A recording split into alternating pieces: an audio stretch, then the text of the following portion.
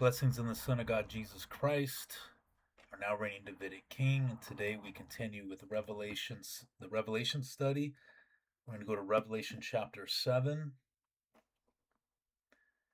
And this is a pretty often spoken about chapter because of the listing of the 12 tribes. And everybody, including myself at times in the past, have tried to figure out who are these 12 tribes, where are they, who are they. And I'll give you my take on what I believe about the 12 tribes, the 12,000 from each tribe.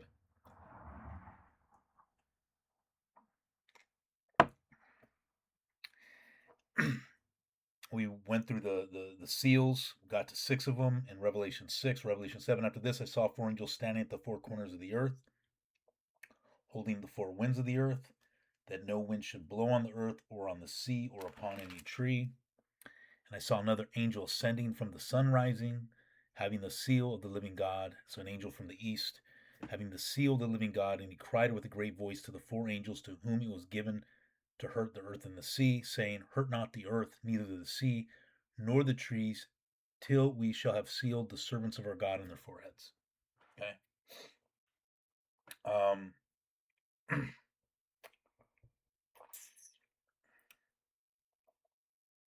This is important. The seal of the living God.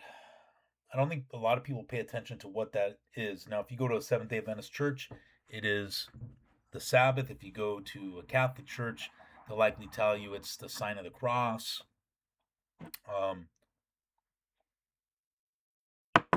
The seal of the living God, we're going to fast forward a little bit to Revelation 14. And I saw, and behold, this is verse 1, the Lamb standing on the Mount Zion, and with him 144,000, which we're about to read the listing of in Revelation 7, having his name and the name of his Father written on their foreheads. Well, what's the seal? Well, it's telling you that the seal of the living God is the Father and the Son's name. The Father's name and the Son's name. Now, if you have a KJV, I think it just says the Father's name, but here it says the Father and the Son. And that's important. Why? Because that's one, that's the seal of the living God, but two, it highlights something I always preach about, the Davidic covenant. The Davidic covenant is a father-son covenant. It is the Father Jehovah bestowing divine sonship on the royal seed of David. 2 Samuel 7:14, Jehovah tells David, I will be to him a father, he shall be to me a son, I will establish his kingdom and throne forever. Psalm 2:7, thou art my son, this day have begotten thee. Father-son language in the New Testament, used of Jesus and the Father, God the Father, is rooted in the Davidic covenant. Okay?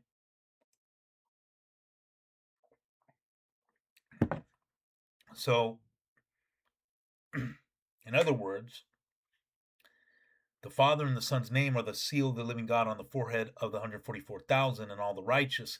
Well, that's the Davidic covenant. The Davidic covenant is the seal of the living God because within the Davidic covenant, the heart of the Davidic covenant is a father-son relationship between Jehovah God and the royal seed of David, the complete fulfillment of which is Jesus Christ, the literal only begotten Son of God. And in his sonship is his kingship. You can't have his sonship without his kingship. Can't have his kingship without his sonship. They go together. And according to the Apostle John, who pens this, he also says to be begotten by God. Those who are begotten by God are those who believe that Jesus is the Christ, i.e., now reigning Davidic king. Christ in the Old Testament was the royal seed of David, and that Jesus was begotten by God. Okay?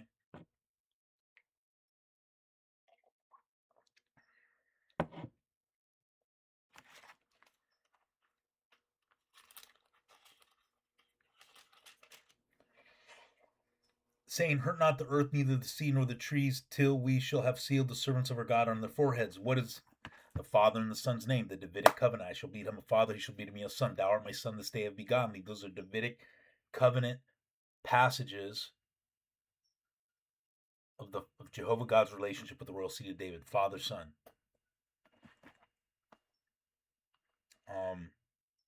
I heard the number of them that were sealed, 144,000, and sealed out of every tribe of the children of Israel. Now, well, we'll do the listings of the tribes, then I'll tell you my take on who those 144,000 are. Is it literal number? Is it symbolic? Is it, and who are these tribes? Is it, different people have different versions of what they believe. The Seventh Day Adventists believe that that's just symbolic of the New Testament church. So does many Reformed, like Protestants, Lutheran Protestants, that, oh, this is just symbolic of the New Testament church, as does, I believe, the Catholic Church probably has that belief too. The Mormons believe they're the 144,000. Jehovah's Witnesses believe Christians all the way up until even today are the 144,000, but it's a literal number. So, and evangelicals believe this is a future regathering of them, that somehow these 12 tribes are still in existence today and they're going to be found. I heard the number of them that were sealed, 144,000, sealed out every tribe of the children of Israel. The tribe of Judah were sealed, 12,000. Of the tribe of Reuben, 12,000. Of the tribe of Gad, 12,000. Of the tribe of Asher, 12,000. Of the tribe of Naphtali, 12,000. Of the tribe of Manasseh, 12,000. Of the tribe of Simeon, 12,000. Of the tribe of Levi, 12,000. Of the tribe of Issachar, 12,000. Of the tribe of Zebulun, 12,000. Of the tribe of Joseph, 12,000. Of the tribe of Benjamin were sealed, 12,000. So now you have a literal 12 tribes listing. What's interesting is Dan is left out. Ephraim is left out, and Manasseh's in there. Remember, Manasseh and Ephraim were the sons of Joseph. Manasseh replaces Dan.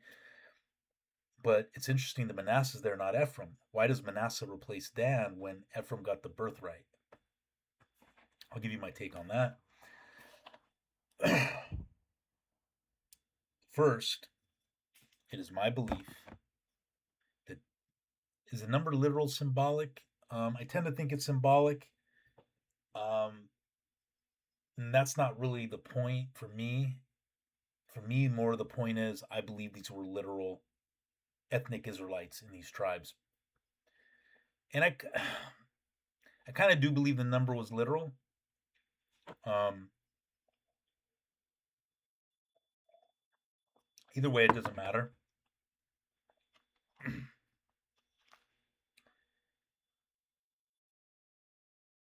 I just believe they're the literal 12 tribes. But this is the key. I believe this has already been fulfilled. I believe these 12 tribes of Israel were already regathered and reunited with the Judahite brethren, the southern kingdom, in the first century. So many northern Israelite prophecies are being quoted in the New Testament applied to Gentiles, because by this time the northern Israelites, 10 of the 12 tribes, have already been mixed in with Gentiles. And the New Testament, the New Covenant, in Hebrews 8:8, it says, Barnabas says, the New Covenant was made with the house of Israel and the house of Judah. Well, how can that covenant be made with the house of Israel if they were still lost? If these 10 northern tribes were still lost at the time of this writing in the Revelation, well, how could it say the new covenant was made with them? You can't make a covenant with someone who's absent. So obviously they were found in the first century by the apostles. That was Jesus' mission, was to the lost tribes of the house of Israel, to reunite them with Judah, and then to go to the non-Israelite Gentiles. So my point is, this has already happened. These 12 tribes, the 144,000. Look what it says here. And after these things, so there's like a time order here. 12 tribes reunited, 144,000. I tend to believe the number is little, but I'm open to it being symbolic. Regathered. And in Hebrews 8:8 shows they were regathered in the first century when the new covenant was made. But then after these things,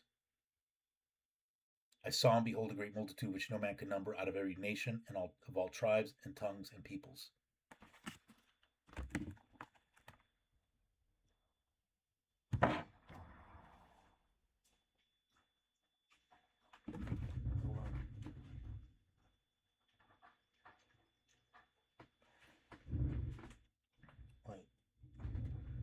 Sorry, guys.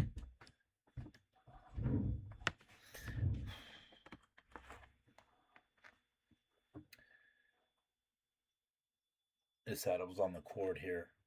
After these things, I saw and behold a great multitude which no man could number out of every nation and all tribes and peoples and tongues standing before the throne and before the Lamb arrayed in white robes and palms in their hands.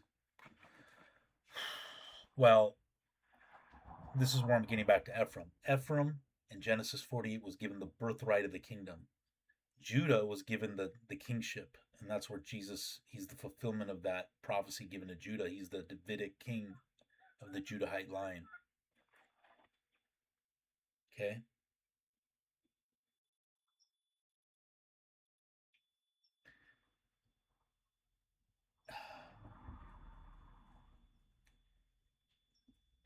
Well, if he got the birthright, why isn't he mentioned in the 12 tribes? Why is it Manasseh? Manasseh replaced Dan. Manasseh and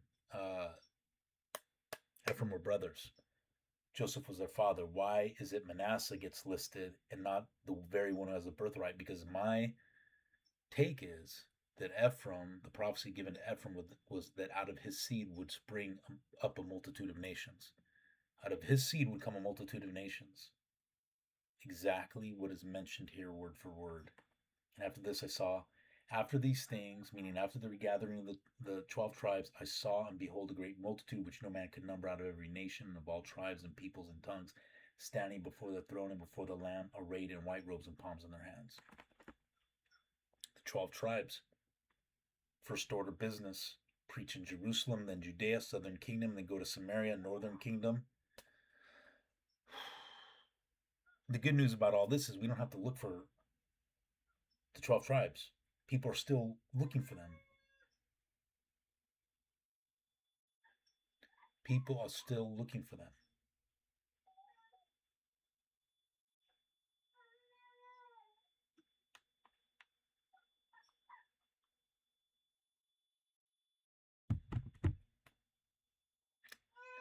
No need to. They've been found. And now, after these things, and what I believe is the 12 tribes were found and reunited and translated to heaven in AD 70. And they're already in heaven, along with Mary. So we don't need to look for them anymore. And then after those things, after the reuniting the 12 tribes, first order business to fulfill prophecy, reuniting Ephraim and Judah, you have the multitude of nations. Of all tribes, tongues, peoples, and nations, which is still going on today. And they also have to have the Father's name and the Son's name to be sealed with the seal of the living God, the Davidic covenant. They also have to have that.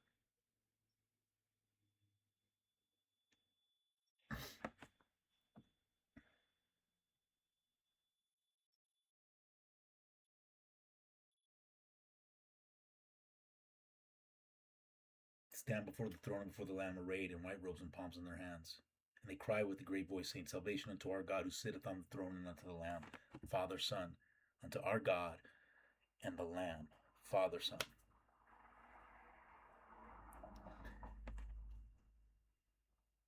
You can't get better than that. You cannot get better than that.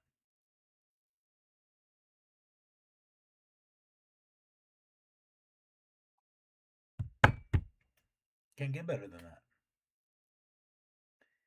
12 tribes are united, then the nations getting the birthright of the Ephraimite birthright. God's kingdom through his only begotten Son, Jesus Christ, and now reigning Davidic king, a kingdom of all tribes, tongues, nations, and peoples, fulfilled, getting the Ephraimite blessing. And what does the Bible say? It's no matter if you're Jew or Gentile. It is no matter anymore genealogies. People today are still focusing on who is a Jew and who isn't, who's an Israelite and who isn't. You have people claiming to be Israelites that aren't Israelites. And what I mean, I'm not talking about the people in the Middle East, although that is true too. I'm talking about like Black Hebrew Israelites, Christian identity. It doesn't matter. Anyways, we'll continue. God bless you. Hail Christ, hail victory. We finished with verse 1 through 10.